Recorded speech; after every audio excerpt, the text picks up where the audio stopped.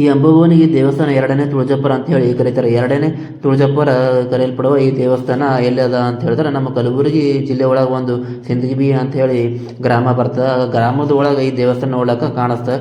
ಇದು ಈ ಕಲಬುರಗಿಯಿಂದ 10-15 kilometre distance ಒಳಗೆ ಇರ್ತದೆ. ಈ ಗರ್ಭಗುಡಿ ಎರಡು ದೇವಿ ಮೂರ್ತಿ ನೋಡಕ್ಕೆ ಕಾಣಿಸ್ತಾ. ಮೊದಲನೇದು ಒಂದು ಹಳೆಯ ಮೂರ್ತಿ ಆಗಿರ್ತದೆ, ಇನ್ನೊಂದು ಈ ಕಡೆ ಸ್ಥಾಪನೆ ಮಾಡಿದಂಥ ಮೂರ್ತಿ ಅದ.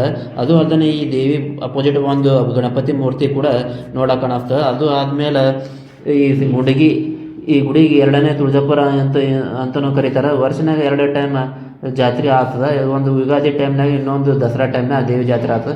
ನಮ್ಮ ಕಲಬುರಗಿ ನಗರದೊಳಗೆ ಇನ್ನು ಕೆಲವೊಂದು ಸಿಂದಗಿ ಅಂಬಾಭವಾನಿ ಗುಡಿ ನೋಡಕ್ಕೆ ಕಾಣಿಸ್ತದೆ. ಆ ಗುಡಿಗಳು ಆದರೂ ಈ ದೇವಿ ಗುಡಿ ಹೆಸರ ಮ್ಯಾಗ ಸ್ಥಾಪನೆ ಮಾಡಿದಂಥ ಗುಡಿಗಳು ಅವ. ಇವತ್ತು ನಾನು ನಿಮಗೆ ತೋರಿಸಿದಂಥ ಈ ದೇವಿ ದೇವಸ್ಥಾನ ಇಷ್ಟ ಆಗಿತ್ತು ಅಂತ ಹೇಳಿದ್ರೆ ಭಾವಿಸ್ತೀನಿ. ನಾನು ವಿಡಿಯೋ ಇಷ್ಟ ಆಗಿದೆ ಅಂದರೆ ನಿಮಗೆ ಇನ್ನೂ ಆಗ್ತಾ ಇರ್ತದೆ. ಲೈಕ್ ಮಾಡಿ, ಫಾಲೋ ಮಾಡಿ, ಶೇರ್ ಮಾಡಿ.